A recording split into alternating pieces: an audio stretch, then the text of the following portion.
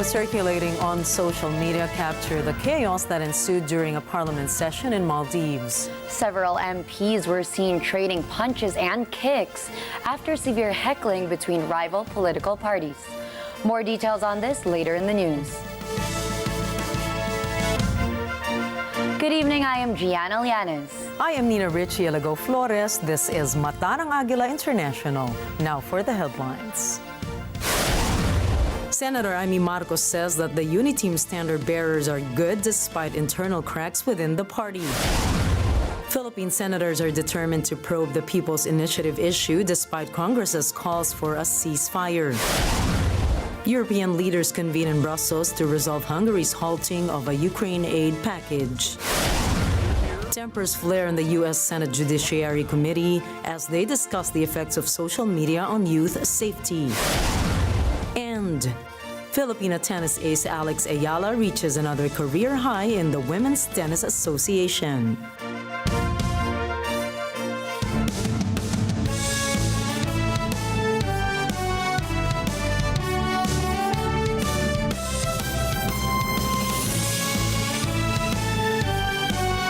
Los Angeles, Las Vegas, Nevada, España, Paris, France, United Kingdom, Washington, D.C., London Bureau, Papua New Guinea, in New York, Washington, D.C. Mata ng Agila, Mata ng Agila, Mata ng Mata ng Agila International. Trusted, connected, on point.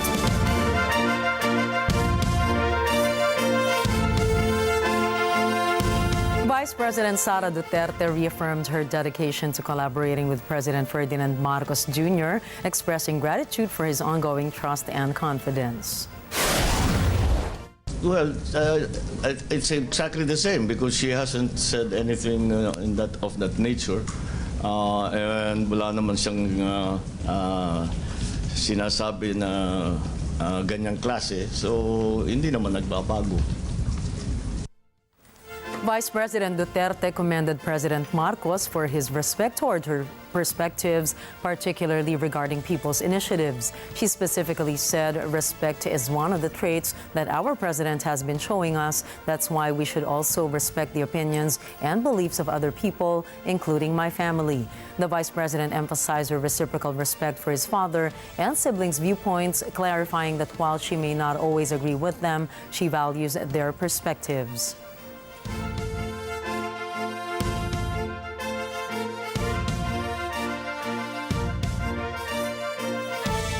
Senator Amy Marcos vowed she would do anything to save the Uniteam or the alliance between her brother, President Ferdinand Marcos Jr., and Vice President Sara Duterte.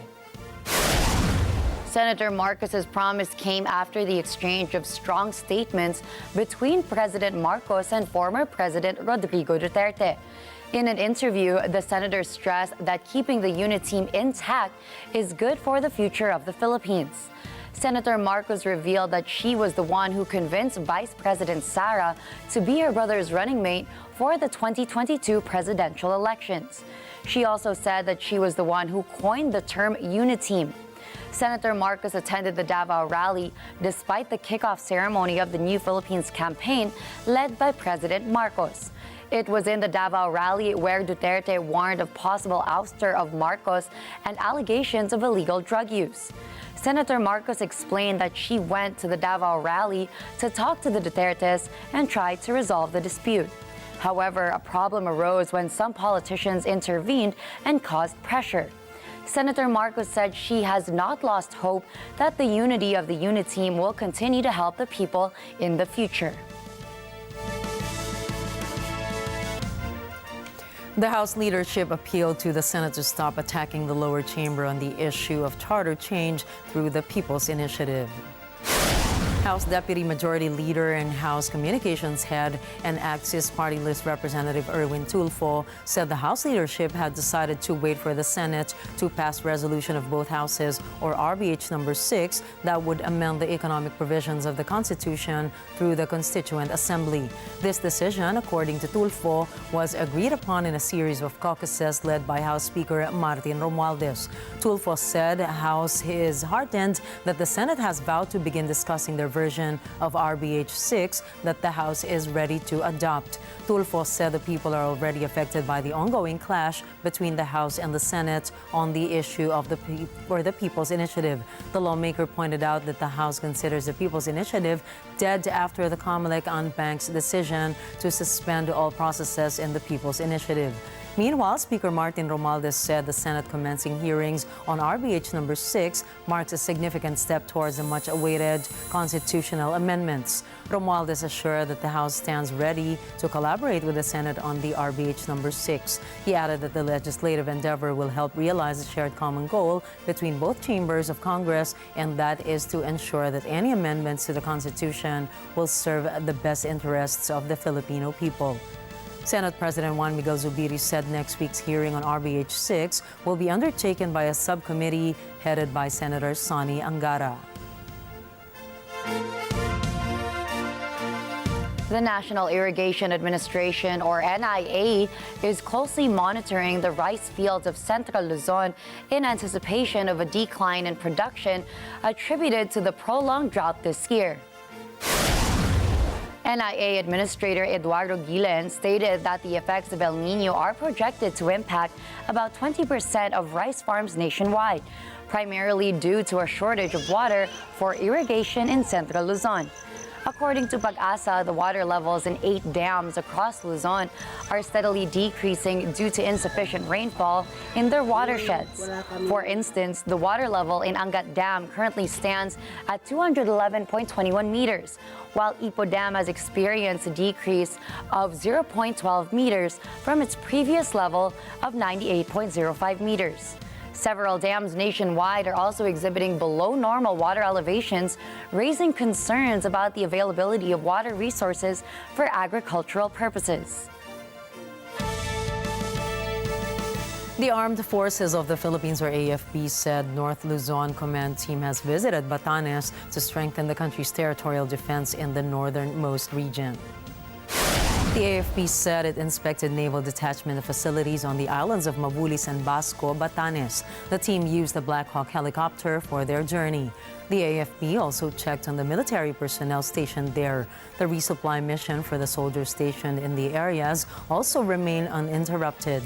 Major Al Anthony Pueblas, Group Commander of the 1st Civil Relations Group of AFP, said it is important to ensure that the facilities are operational for the security of the Batanes Group of Islands, the Luzon Strait, and other critical maritime areas of the country.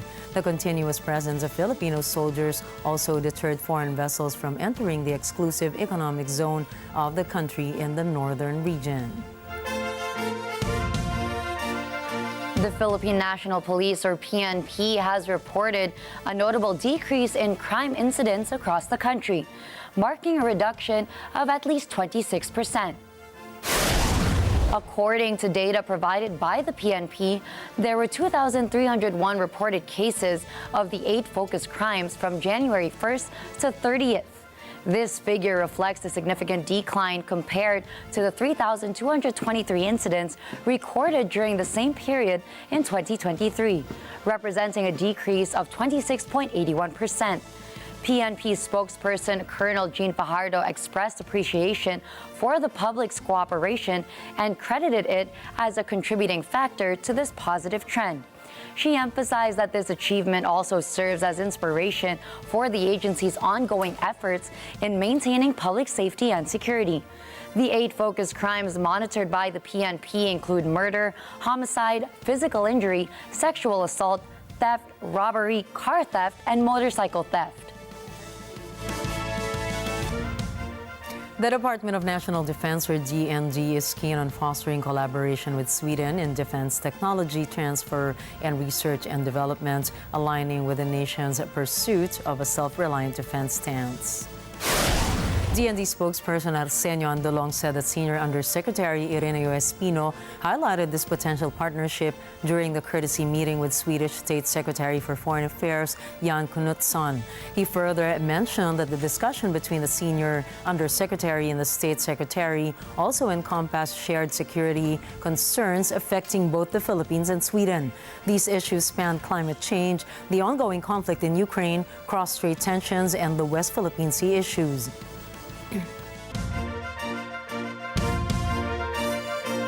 Israel is offering opportunities for thousands of Filipinos to work there as positions in different fields were vacated due to the ongoing Israel-Hamas war.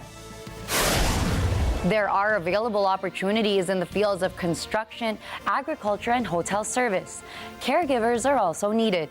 But Israeli ambassador to the Philippines, Ilan Flus, said the deployment of Filipino workers depends on the Philippine government. First, there are concerns about Filipino caregivers, which are still being ironed out by Israel and the Philippines. Secondly, the Department of Foreign Affairs placed Israel under Alert Level 2, which restricted the deployment of Filipino workers there. Flus previously said that once the technical discussions are addressed, they can start the resumption of deployment immediately. He also gave assurance that Filipinos willing to work in Israel will be given a smooth employment process.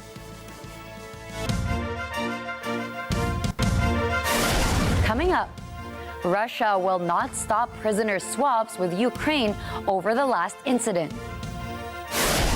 NATO is looking into an alliance with the U.S. And TikTok slams Universal Music Group over their failed licensing deal. Stay tuned, Mata ng Agila International will return for more global news.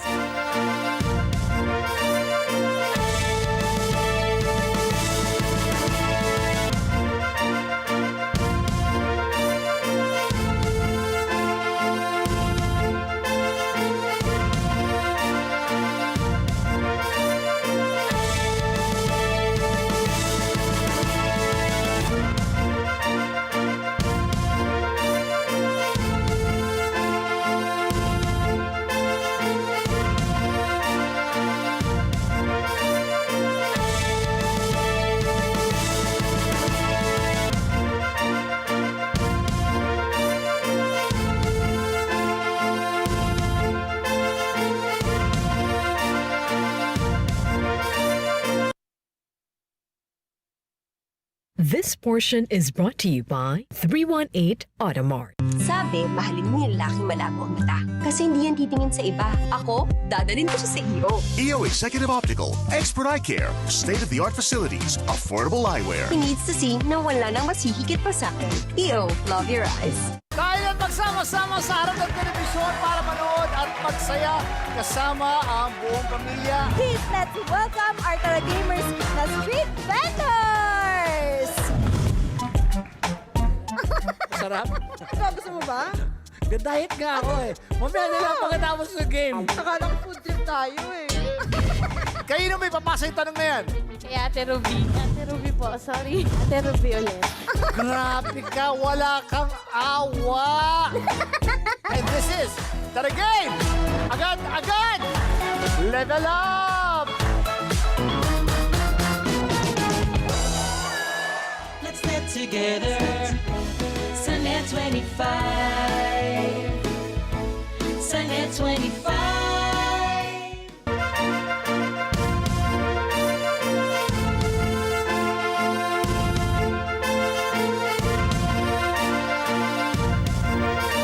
Welcome back to Mata ng Agila International.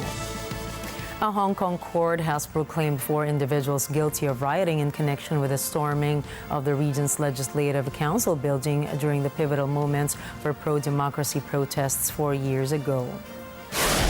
This incident unfolded on July the 1st, 2019, following a massive protest march against a proposed extradition bill, which triggered widespread concerns about individuals being extradited to mainland China for trial. Hundreds of demonstrators defaced the building, tearing down portraits of officials and spray painting slogans demanding the release of fellow demonstrators who had been arrested. District Court Judge Lee Chi-ho, presiding over the case, pronounced Ho Chun-yin, actor Gregory Wong, Nang Chi-yung, and Lam Kwam-wan guilty of rioting. Last May, 7 others implicated in the same incident pleaded guilty to rioting and now face a maximum sentence of 7 years of imprisonment.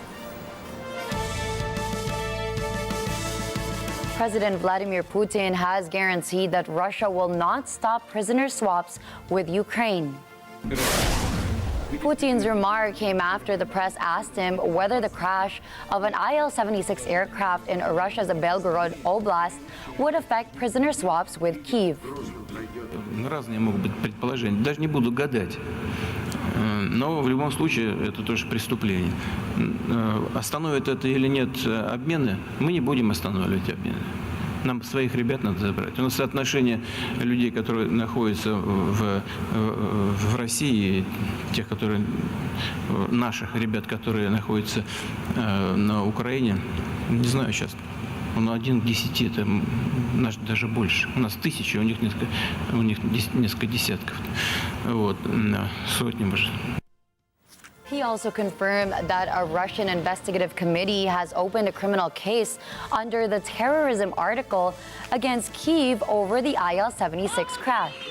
Meanwhile, Russia freed 207 Ukrainian soldiers.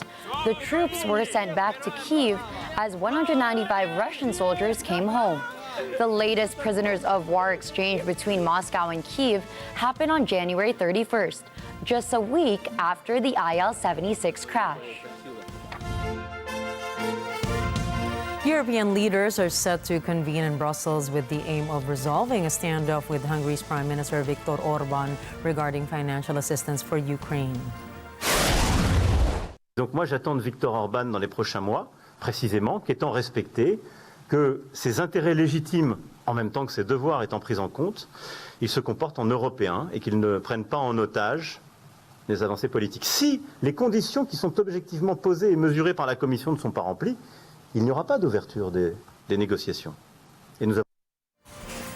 Prime Minister Orban previously vetoed a $55 billion aid package for Kyiv in December, a move widely attributed to the EU's withholding of $21.5 billion in funds for Hungary.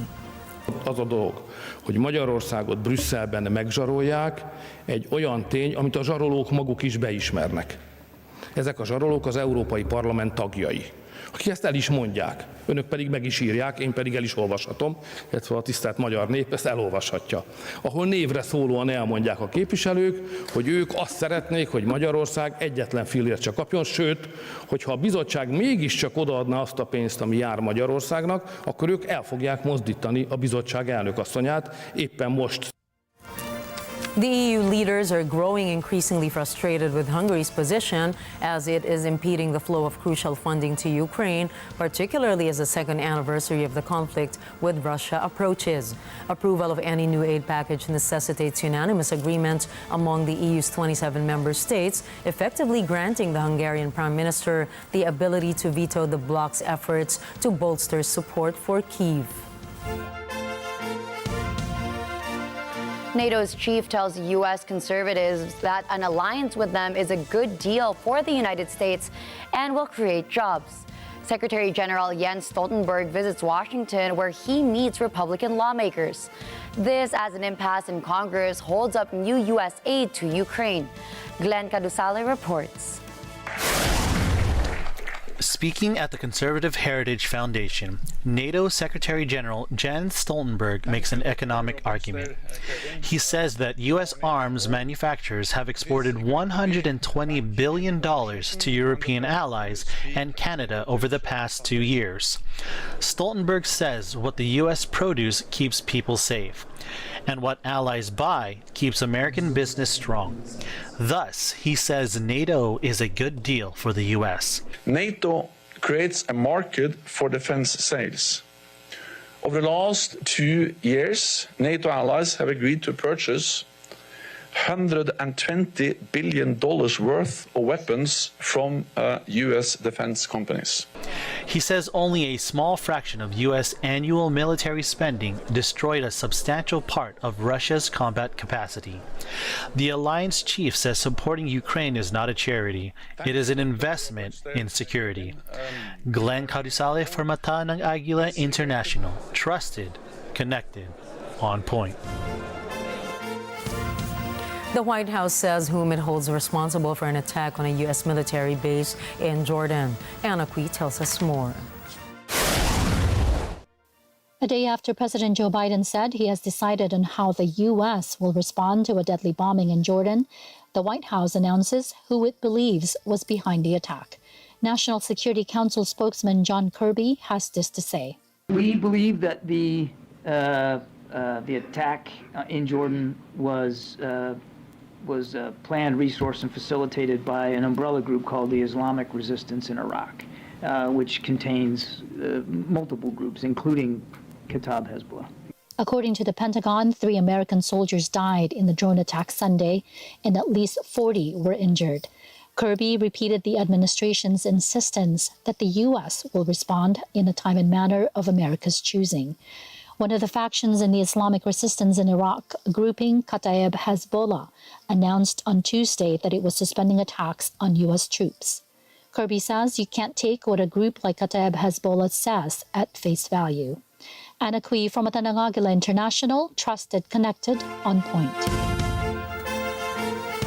U.S. military says American forces destroyed a missile belonging to Yemen's Iran-backed Houthi rebels on Wednesday. It says the missile posed an imminent threat to U.S. aircraft. Diane May Rosson has the details.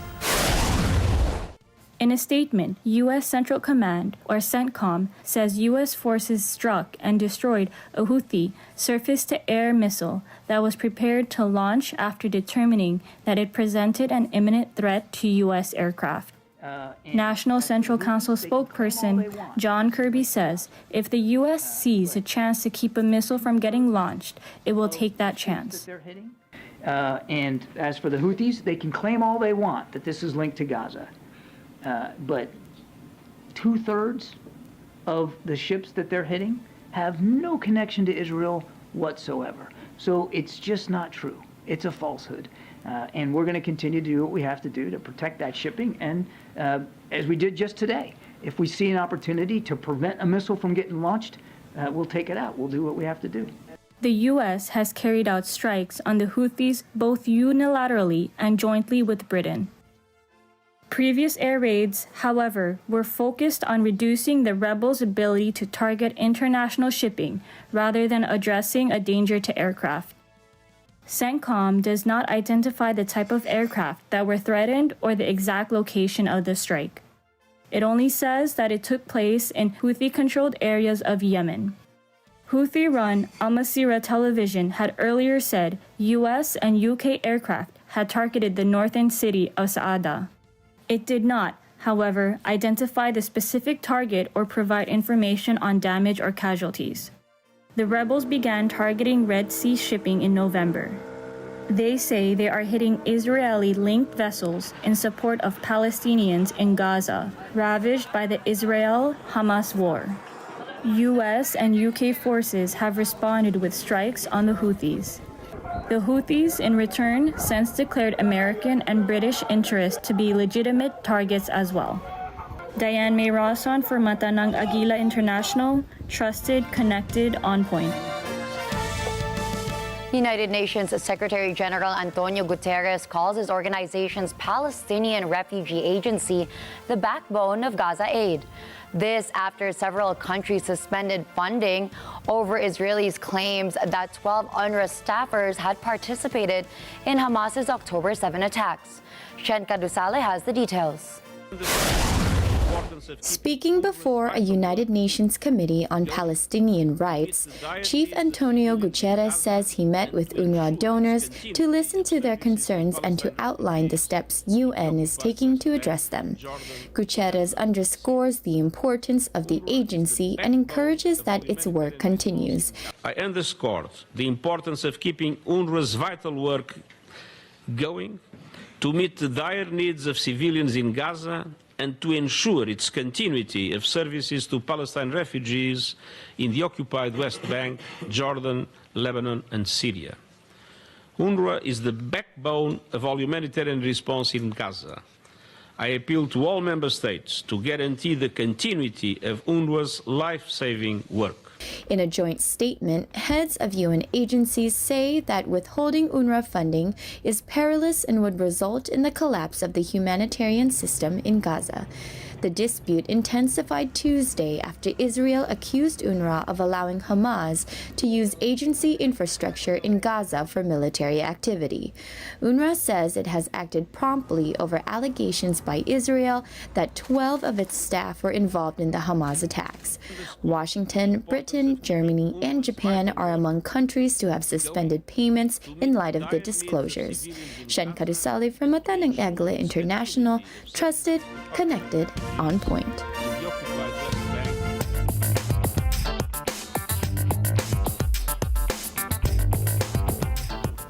The International Monetary Fund, or IMF, says container shipping through the Red Sea has dropped by 30% this year as attacks by the Houthi group continue. Jihad Azur, director of the IMF's Middle East and Central Asia Department, observed that the drop in trade accelerated in the beginning of this year. Some shipping companies had detoured around southern Africa to avoid the Red Sea attacks. The International Chamber of Shipping says the Red Sea route is vital as it normally carries about 12% of global trade.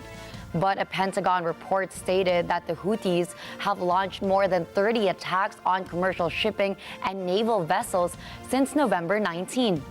The Houthis said that the attacks are in solidarity with the Palestinians and in protest of the Israel-Hamas war that has been escalating in the Gaza Strip since October.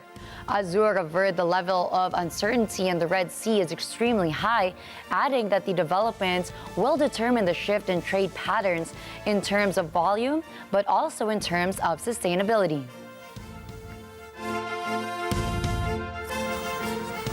TikTok and Universal Music Group, or UMG, have thrown accusations against each other following a disagreement on the studio's music licensing on the video sharing platform.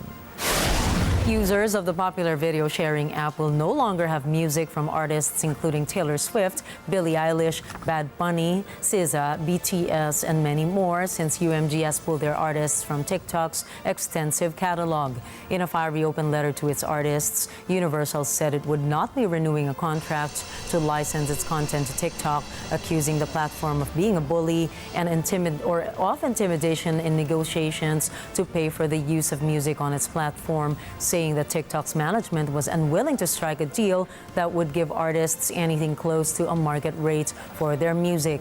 They also cited several issues like the lack of protection for human artists from the harmful effects of AI and online safety for TikTok users. UMG has also released a strongly worded statement reading, and I quote, "Today, as an indication of how little TikTok compensates artists and songwriters, despite its massive and growing user base, rapidly rising advertising revenue, and increasing reliance on music-based content, TikTok accounts for only about 1% of our total revenue." Meanwhile, TikTok has fired back with its own statements saying that Universal has been peddling a false narrative and that their platform, which possesses more than 1 billion current users, serves as a free promotional and discovery vehicle for their talent. They also said that they have been able to reach several artist-first agreements with every other label and publisher, calling Universal actions self-serving.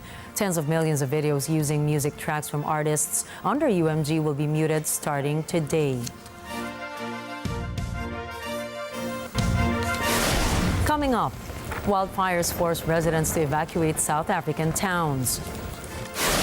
Protests at Peru's Incan citadel of Machu Picchu have been called off. And Meta CEO Mark Zuckerberg apologizes during a fiery Senate hearing. Stay tuned, Matanang Agila International will return for more global news.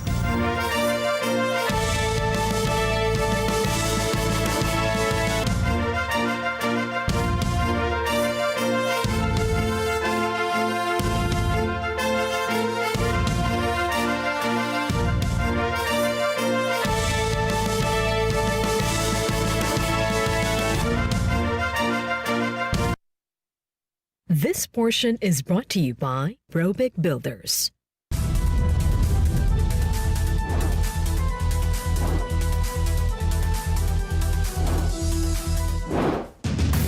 Expose. Bagong modus ng pang-aagaw ng mga idinideliver na parcel ating ibubuking. Kung nagpanik na ako, nanginig na yung buong katawan ko, grabe na po yung iyak ko. Expose! Mga tricycle sa Metro Manila nakipagpatintero sa highway. At sa ating e-responder, vlogger na tubong Mindoro na tumutulong sa kanya mga kababayang mangyan, ating kilalanin. Ako si Dagud Mangyan, Certified E-Responder. Sabado, alas 6 hanggang alas 7 ng gabi, ito ang Responde, Mata ng Mamamayan. Let's get together. Sunnet 25. Sunnet 25. This portion is brought to you by North Luzon Express Terminal.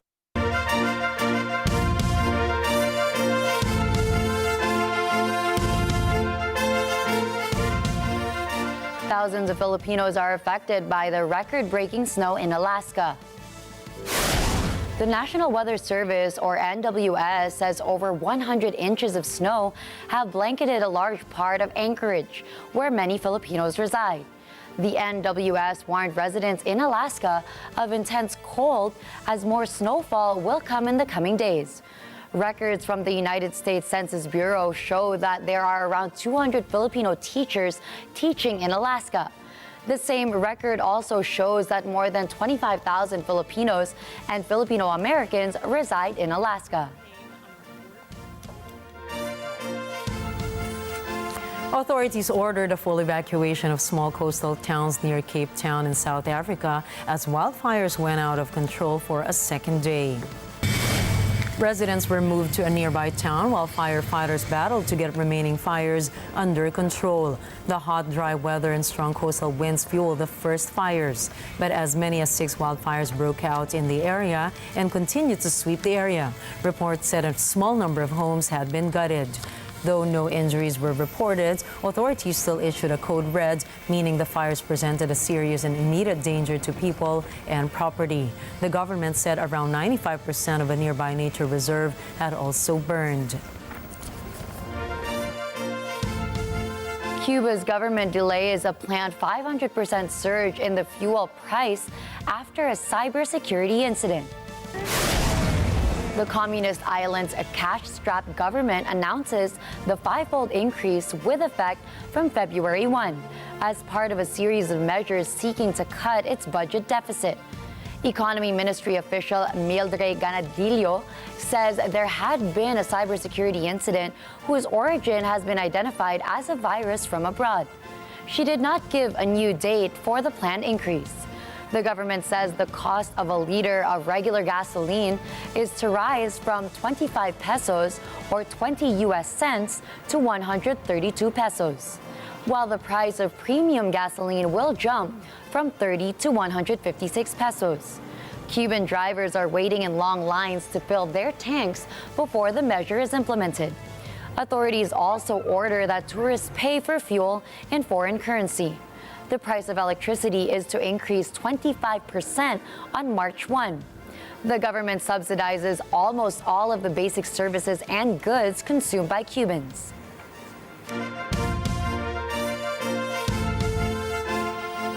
Protests that halt tourism at Peru's Machu Picchu for 6 days were called off. This after an agreement between the government and residents. The strike began after a government decision to privatize ticket sales to the country's most visited site. This led to the evacuation of some 1,200 tourists by train after they were caught up in the protests. Culture Minister Leslie Orteaga says that the strike is being lifted.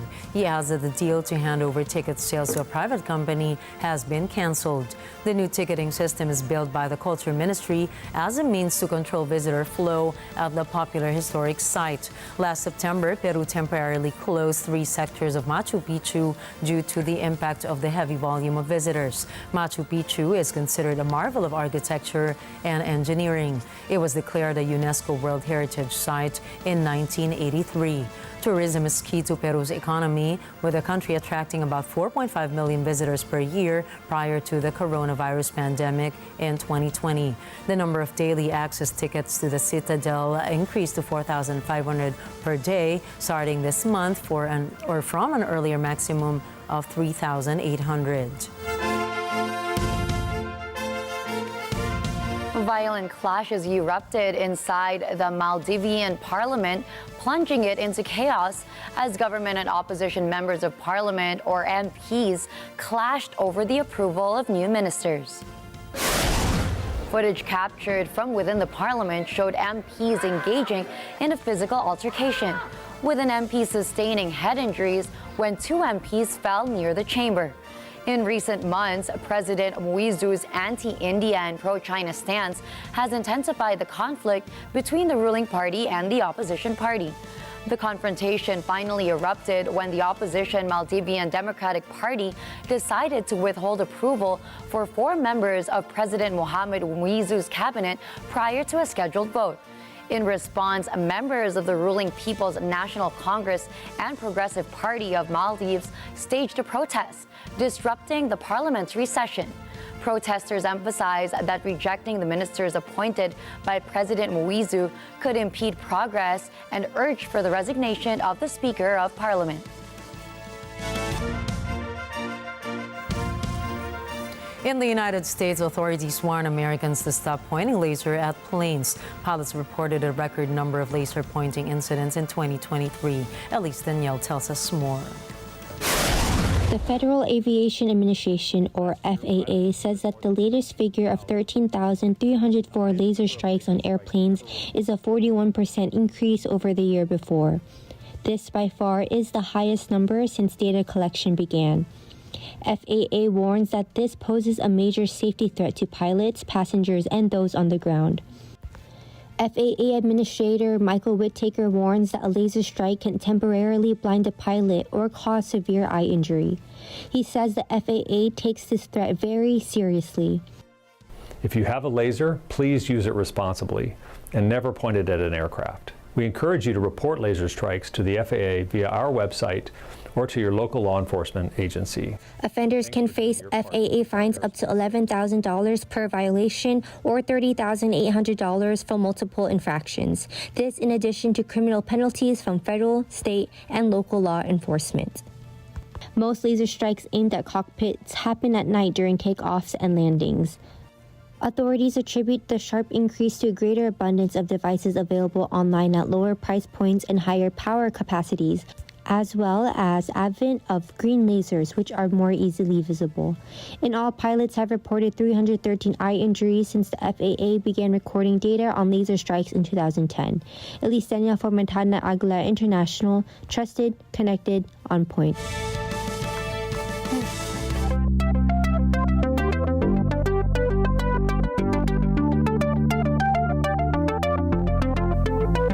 Online employment marketplaces Seek, JobStreet, and JobSDB have been merged in a single platform powered by artificial intelligence or AI technology. Seek acquired JobStreet and JobSDB 10 years ago. It said that integrating AI to their Asia-Pacific employment marketplaces cost 180 million Australian dollars. Seek said the AI-driven integration will benefit both the employers and job applicants in finding the right match. But it clarified that JobStreet, JobSDB, and Seek marketplaces will retain their individual brands.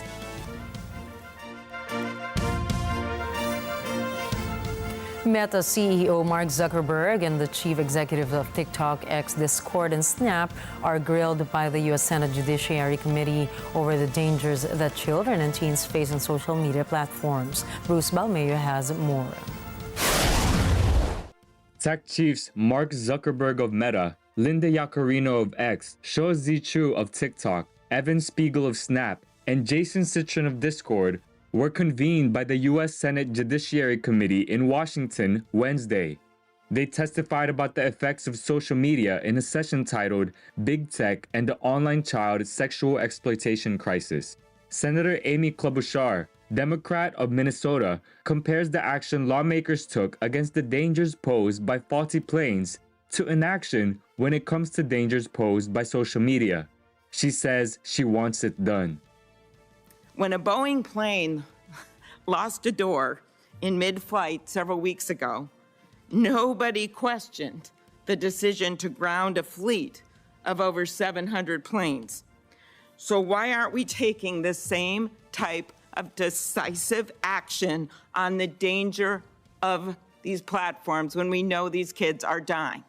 Klobuchar says it is time to pass bills to regulate social media that will hold the tech companies accountable.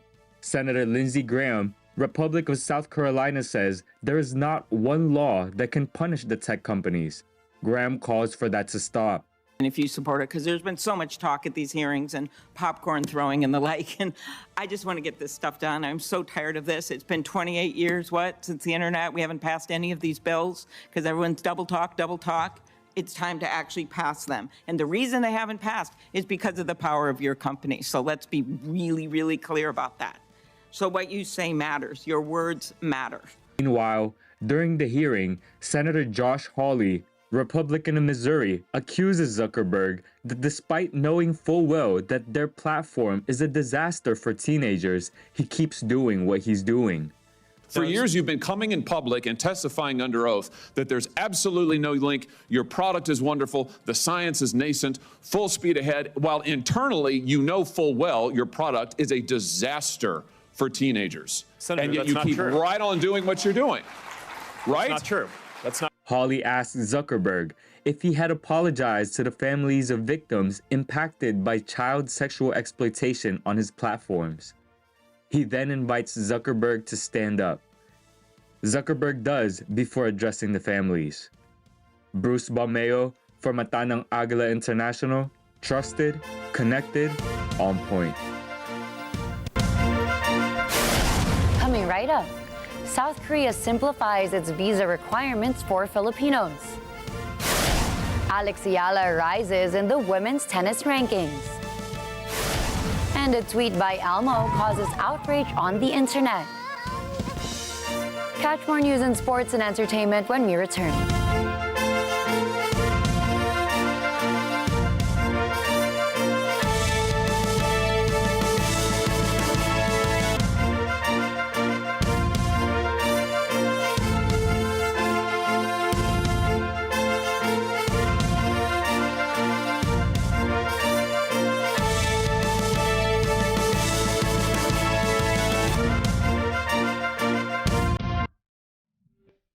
Alam namin ang iyong pagsisikap.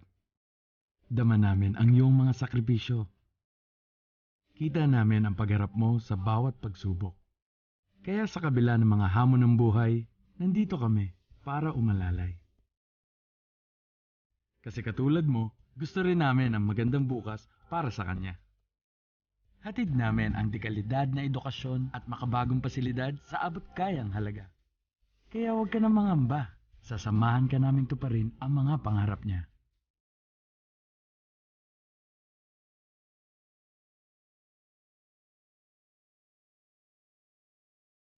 Maaasahan mong sulit dito ang mga pinagsikapan mo. Sa aming mga makabagong pasilidad at sistema ng edukasyon. Mailalabas natin ang aking talino at mga kakayahan niya. Kahit sa munting halaga, makakasiguro ka na makakasabay siya sa mabilis na pag-ikot ng mundo. Sa new era, karamay mo kami sa bawat hamon. Kaagapay mo kami sa bawat hakbang. Kasama mo kami sa bawat ngiti at tagumpay.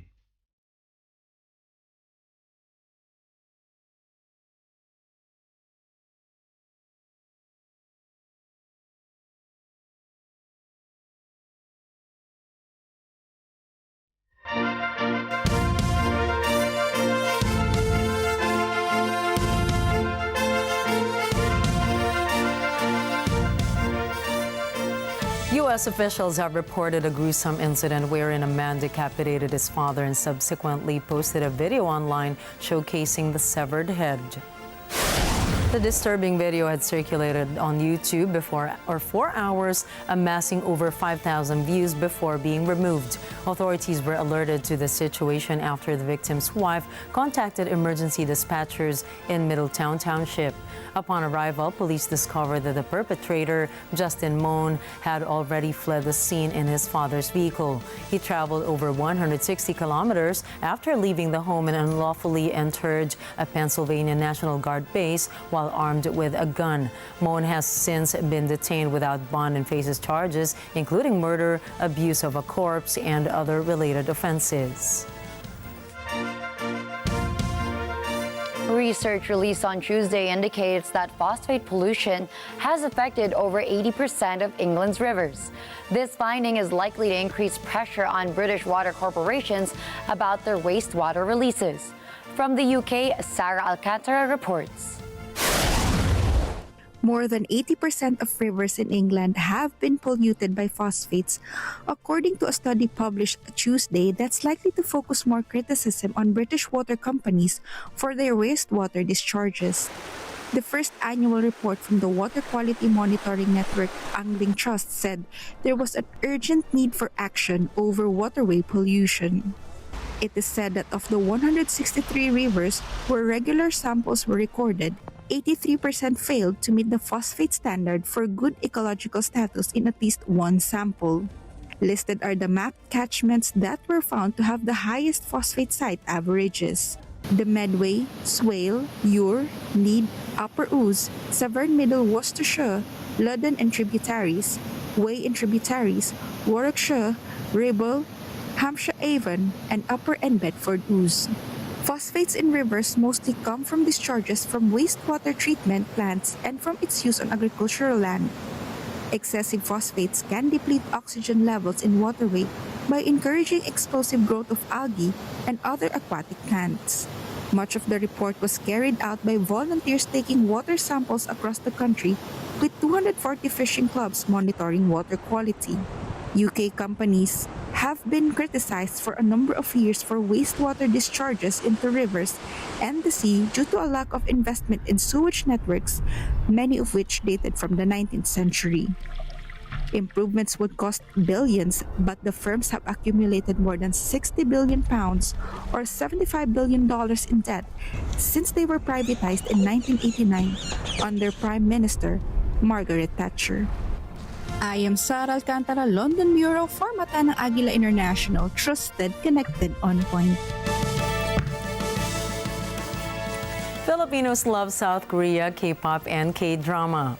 Those who seek to visit the Hallyu country may not get their visas with ease, as the South Korea Embassy in the Philippines announced a new set of simplified visa requirements. Certain individuals are now exempt from filing financial documents when securing a South Korean visa. It also clarified that all other general required documents must still be submitted. The embassy said the following visa applicants may avail of the eased visa application starting February 1 until the end of the year.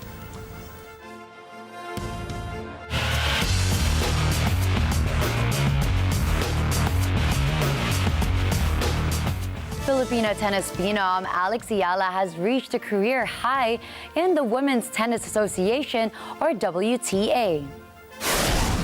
As of Monday, Agila is now the 184th ranked woman in the Open era from being ranked 187 previously. Agila's current rank is a new career high, eclipsing her previous best ranking of 185 at the start of the year.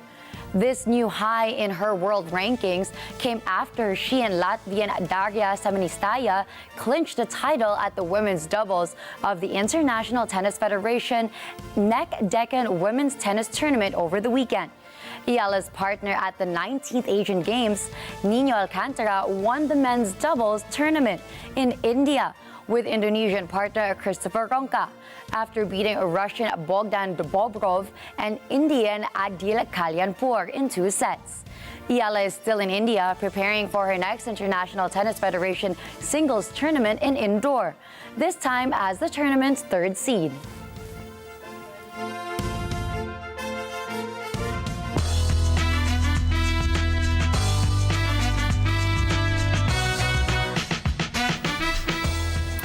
An innocent check-in of Elmo, the friendly Sesame Street puppet, has turned into a whirlwind of stress and trauma after receiving an overwhelming amount of responses that led to bigger conversations about mental health. The casual question posted by the beloved children's TV character on X, formerly known as Twitter, asking how is everybody doing, has prompted an online frenzy.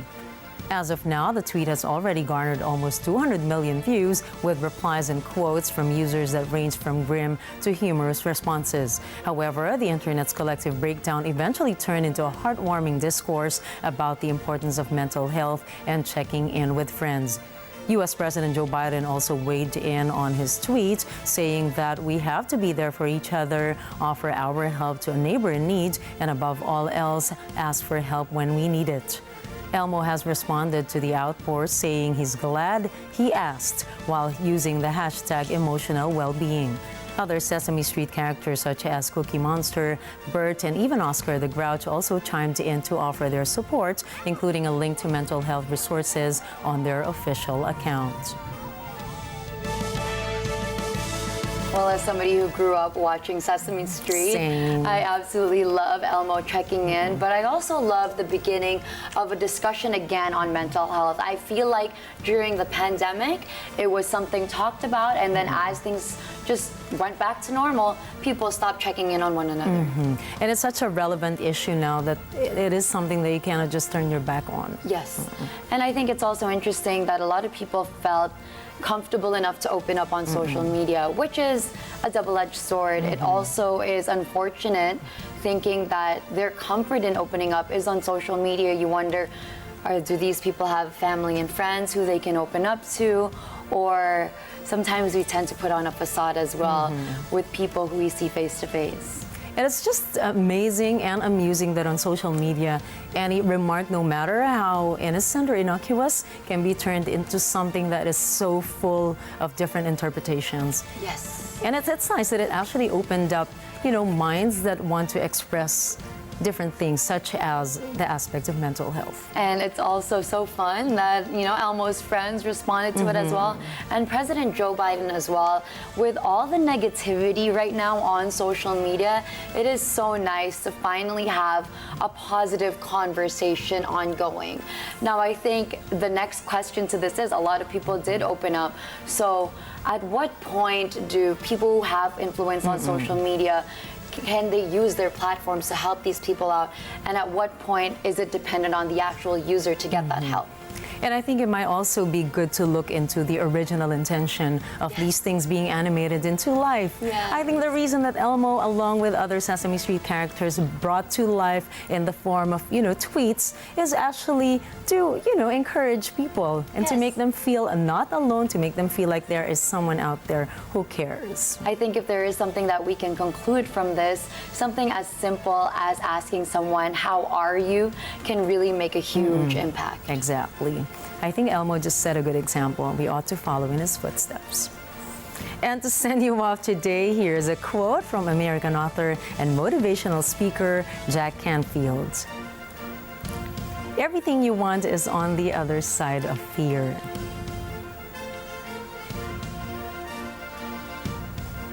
I think we talk about courage a lot these past few days, and it's easier said than done to have that courage. But if there's something also that we can learn from one another, it starts through the small things. Maybe courage of asking somebody how they're doing, courage of starting a conversation with someone you don't usually start a conversation with, and then it could lead to greater things. And once you're past that fear, it could lead to greater things, as you said. And before we say goodnight, for those of you who are still on the road, don't forget to tune in to Agila FM 95.5. You can also catch the latest updates on our social media channels. I am Gianna Llanes. I am Nina Rich Yelago Flores. This is Mata ng Agila International, trusted, connected, on point.